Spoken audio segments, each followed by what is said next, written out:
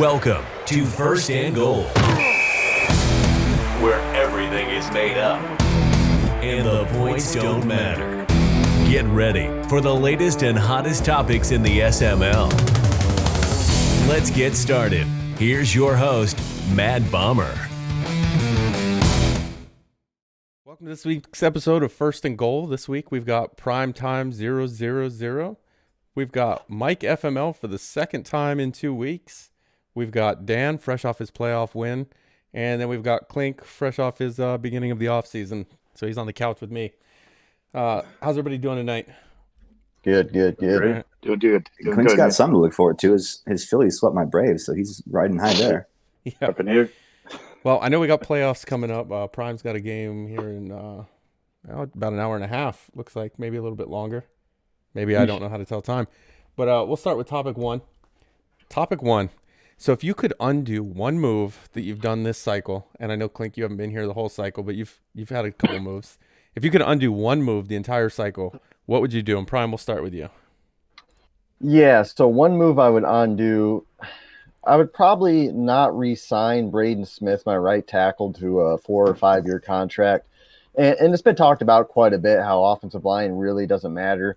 Braden Smith, I'm paying him like $8 to $9 million a year roughly, and I just feel like he's not worth it. I would probably sign him to a 2-year deal and then trade him to somebody like KJ, get a top 10 pick, and keep the train rolling. All right. Mike, what do you think? For me personally, I mean, every move I do is with purpose, and I don't totally regret anything I've done. But the one thing I haven't been able to replace, and I mentioned in chat, is I never was able to replace Adrian Amos and what I lost from him in the back of the end of the secondary.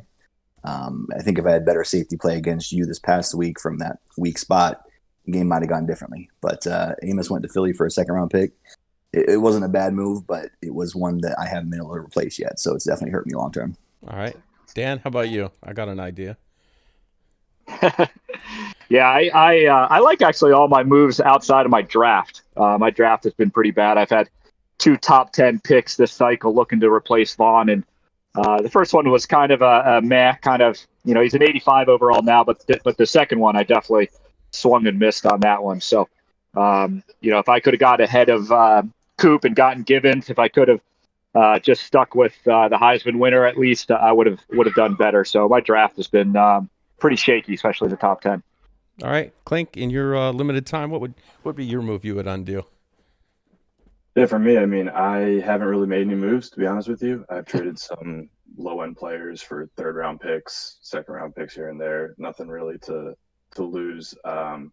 What I would change is being able to trade Carson Wentz a year ago, or Brandon Brooks, or Lane Johnson, guys who have done nothing for me, who have trade interest, and ended up losing for nothing or retirement. Okay. All right, so that's going to take us to topic number 2.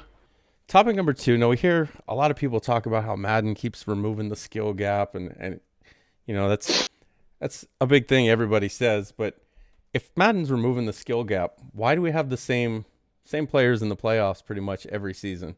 Do you think that there's any validity to that, or is it just something people say? Mike, we'll start with you.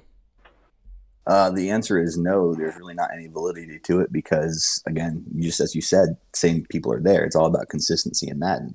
Yes, there are certain things anybody can do to get better, and sometimes it's quick, sometimes it's slow. But ultimately, in the end, it's not Madden that's making the person good. It's the player that consistently plays well that's making them good. You got 2 people here right now that have been in the playoffs consistently. One of them not winning championships lately, but he's still giving himself the opportunity. It doesn't come down to Madden. It comes down to the person on the sticks, and that's simple as that. All right, Dan, what do you think? Yeah, so I don't think Madden's removed it completely. They've removed the defensive user. So if you're talking about skill as far as the user, that's definitely been nerfed, and that's been well documented. But the team building skill, the game management skill, the mental skill that takes to win at Madden, all those things kind of add up. I really think stick skill is only a fraction of what it takes to win. So I think that's why you're seeing the same guys over and over again, because they got good game management. They've got the mental capacity not to get frustrated or to lose it. And they do well building their team. So that's why you're seeing the same teams over and over again. Okay, Klink, what do you think? Yeah, I mean, I'd have to agree. I think that there's definitely a lessening of the skill gap that has taken place over the 2 years that I played it. Last year, the user was a little more mobile, so the guys who could read offenses and kind of bait people was a lot more evident. This year, the baiting is a little less there, so the guys who were good at jumping those routes had to adjust quite a bit. And the difference is that the people who are good make that adjustment. The people who, like Dan, like Prime, like yourself, Bomber, you guys figure out how to work within those skill gap differences and continue to keep that gap further apart. There's always a learning curve in it early in the cycle, which I think can change it. The other thing with this Madden, I feel like there's a lot more, I guess, questionable animations, triple coverage and the guy comes down with it, and those weird ass animations that all three defenders fall down and then he just trots in for a touchdown. Stuff like that I didn't see a whole lot of last year. I think that's a little more prevalent this year, which definitely lessens the skill gap as well, because you shouldn't be rewarded for throwing into triple coverage. All right, Prime, what do you think? Yeah, I think that there was a skill gap that was narrowed. It was mentioned, I've mentioned it time and time again, that the user has been diminished. We can look at Grams as the poster child for this, where he had the bait and switch. He would come down, then he'd come back up, get an interception. 9 times out of 10, Grams was the top 5, top 10 guy in the league in interceptions. He was that good at it, and that was the difference in him winning and losing a lot of games. Now that's gone. Grams is barely making the playoffs. Offensively, we can look at the running game where anybody can rush for 1,000 yards now. Most guys are, except for Mike, who sucks at running apparently, but anybody besides Mike can average 7 yards a carry. You just hand it off up the middle and they'll fall forward. It's ridiculous. I don't know why it is. About 2 or 3, probably 3 Maddens ago, they released the competitive, they released the simulation and the arcade mode. I think that was the beginning of the diminishing of the skill gap. I think that when they made simulation mode, they said there'd be more random stuff that would happen, which there is. And back in the day, it was a combination between sim mode and competitive mode. And why are the guys that are at the top of the top still at the top of the top? Well, they're the elite. They're the elite 10%, 5%. They're always going to be there. They're going to find a way to win. But the difference in those guys now, they're not going to win 100% of the time over your Tiny Titans of the league. Tiny Titan might squeeze one in. Somebody might squeeze one in. We've seen it with Dan. He got upset recently. We see it from time to time. We've seen it with Woods over Bomber. It's just how the game is now. But usually 9 out of 10 times we're gonna win it. Back in the old days, it'd be 10 out of 10 times. Okay, that makes sense. The only part I'm not sure I agree with is where you guys are saying because they nerfed the user for the middle linebacker that's decreased the skill gap. I almost would argue the opposite, that it's increased it, because now everyone can't run around and just rely on a fast middle linebacker. You've got to actually, like you said, you have to bait him. If you don't have the skill to bait him and get back, then it's not going to work. I mean, you look at Dookie. Dookie had a great user. Yeah. And that separated him from everybody else because his defense was awful, aside from his user, and his offense wasn't that great either. Yeah, but he did have a 94 speed middle linebacker. Let's not forget that. He did. That extra speed at middle linebacker was, it's probably 3 or 4 points higher than anyone else in the league. That's really separated him. So, I do agree with what you're saying, Bomber. I think there's truth to that, but I think you look at that team a little bit. It was set up perfect for him. Oh, it definitely was. Go ahead, Prime. Yeah, I watched Oshie do it time and time again in his heyday in the SML, where he literally willed his way through playoff games, through regular season. By far the best user in the league. If he was here now, he might go 10-6, maybe 9-7, just because his game was predicated on bait and switch, come from one side to the other. He was that good at it. He separated himself. That was an offense for him. So I don't know. It goes both ways, like you said, but I think how elite you could really be with that user really dropped off, and I think the game's for the better because of that. I'm not saying that the game's not linebackers should not be able to do what they did, but the skill gap was lowered because of it. Okay. All right, so topic 3. What player in the SML is the toughest to prep for? If you go into this game, what's the one that you just aren't really sure what you're going to do, and maybe it takes the most preparation. And we'll start with you, Dan. Yeah, it's a good question. There's some guys that are, Dr. Jekyll, Mr. Hyde, definitely in the AFC. You got Woods, you got Coop, even NYT. Those guys are sometimes a mystery on who you're going to get.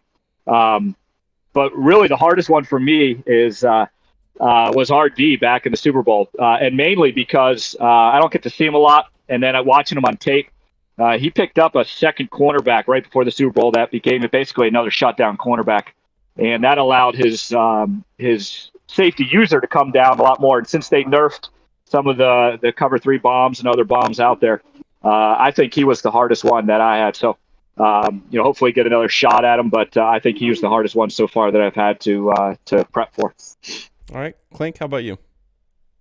Yeah, I'd say the hardest one for me to prep for, I'll kind of lean off of what Dan was starting with, is Rowan Kuh, because I never know what the hell I'm going to get from him. If they're going to be 6 picks straight to me and returning 3 of them for 6 for myself, or he'll come out and actually play a good game and run the ball well and move it well through the air. But most of the time recently, it's been just throwing the ball straight at me. All right. Prime, how about you? Yeah, mine is Matt from the Patriots. And the reason why is because he's super bipolar building his team. He doesn't want a quarterback. He doesn't like Drew Lock. Then he gives him like a $135 million contract. Then he's playing the game. And after he's already paid him, he's like, well, now he's got money, so I'm going to throw it, even though I'm a better runner. But some games he decides he's going to run it. Other games he doesn't. He's just being stubborn. So you got to find Matt when he's kind of, if he's dialed in and he's not being weird, he's a good player. But sometimes he's like bipolar and he's going to be like feisty and throw 7 interceptions. So I chose Matt's kind of tough to play for because you don't know if he's going to be feisty Matt or if he's going to be calm and cool Matt. I definitely agree with the Matt call there. He blew my mind today when he said, I'm just going to ride out the cycle and like you took over Drew Lock 2 seasons in. That's a long time to just be bad because you have Drew Lock. Mike, we're in season 5. Yeah. This one was tough for me. I've been around long enough to where I've seen everybody enough, and I think you can kind of key on what people prefer to do. So for me, it came down to 2 guys that do kind of the same thing, and that's Future and Dump. They got dual threats on offense. You got Ruggs, you got Ayuk, you got powerful running games. And I think a guy on offense that you can't specifically take something away, that makes a game more difficult for me at least. And then defensively, both of them aren't like great, but they're both solid. And when you have that to work with on both sides of the ball, that's kind of what you don't like to see from an opposing player, at least in my opinion, because I can't expect just one thing. I got to try to cover everything. Yeah, I agree with those 2 picks. The thing with I've limited experience playing against those 2, but it seems like they can play either way and be really good, but they're going to do whatever they set out to do before the game started, whether it be throw the ball or run the ball. That's what they're going to do. They're not going to adjust mid-game. So if you guess wrong when you're prepping for them, you could be in trouble. But if you guess right, it could be a blowout.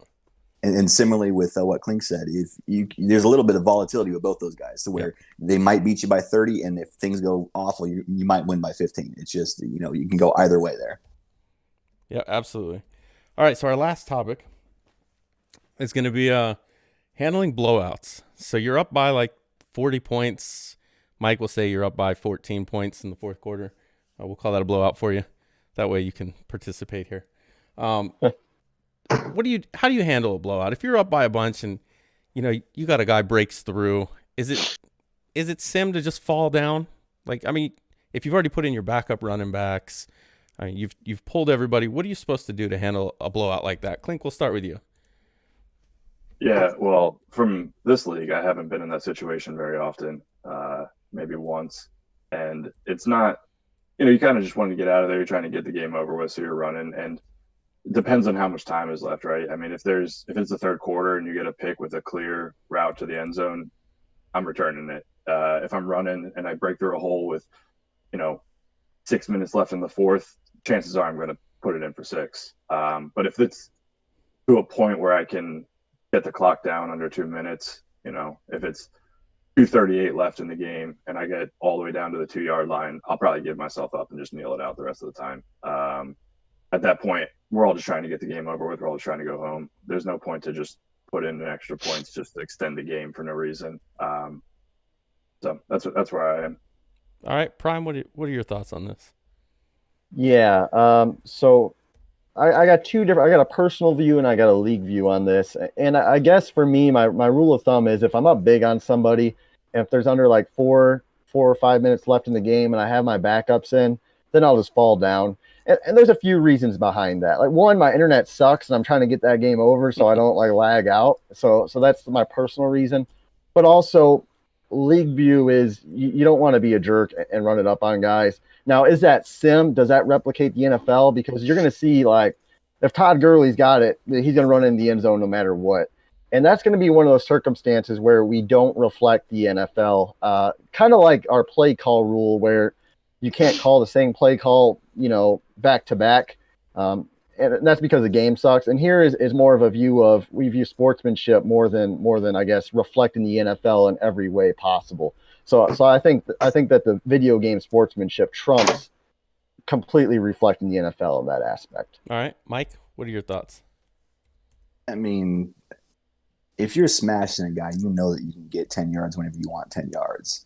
There's no reason to be going for 30 or 40 if you can just nickel and dime your way down the field and run as much clock as possible. I obviously, as we stated in the intro to the question, my blowouts have been fewer and further between, which is fine. I'm here representing the little guy. It's all good. But, as long as the person you're playing is being respectful on their end and they're not trying to call timeouts, run no huddle, and they're trying to get the game over with as well, I think pretty much everybody in that situation can get the yardage they need to run the clock out without scoring. Situationally on like the returns for interceptions, that just comes down to how much time's left on the clock. If there's 6 minutes, like Klinke said, run it in, nobody cares. But if you're looking at under 4 minutes or so, you can probably just take it out and run some clock up. All right, Dan, how about you? Yeah, again, this is where I kind of, as Prime said, have a little issue with the word sim because it's more house rules.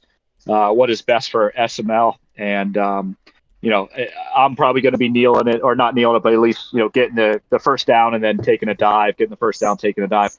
The one exception I would add to it, though, if the defense is running engage 8, the defense is doing some stuff that are just because they're ticked off or they're annoyed or they're purposely trying to. I might have a backup in, but I might take that toss to the house because you keep running engage 8 the entire time. So it kind of goes a little bit both ways, but for the most part, everyone in this league, they understand there's bad days and you don't need to rub it in. And especially if you got your starters in, you're really just trying to spam at that point. So I think falling down, going out of bounds, getting the first down, even punting it back, I mean, it's not a big deal. So you just want to get the game over as quick as you can. All right, so I'll ask another question real quick, kind of off of that. So if you're in field goal range, do you kick the field goal, or do you take a knee, or what do you do then to avoid running up the score? Klinke, what would you do? It depends on what the score is. If it's a 2-possession game, I'm kicking the field goal. If it's that 50-0, possession, 50-0, yeah, but you can't go for it on fourth down. So what do you? I'll punt it. Honestly, I've punted out of the back of the end zone plenty of times, so I'll probably just do that.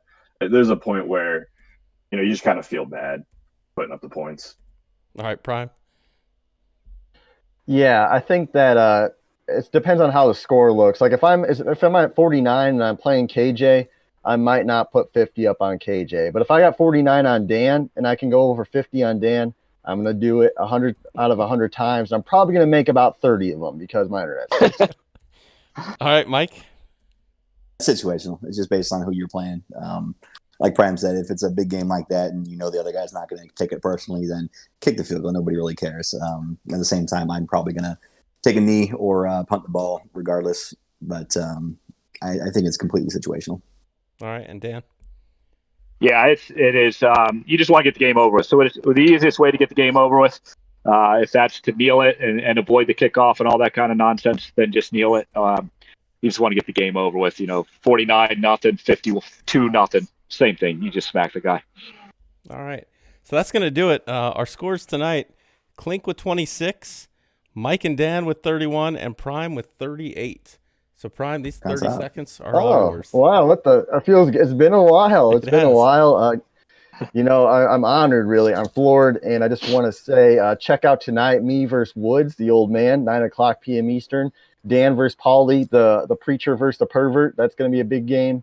Thanks everybody for another successful season. Meets, good job, another one and done, and that's really all I got. All right.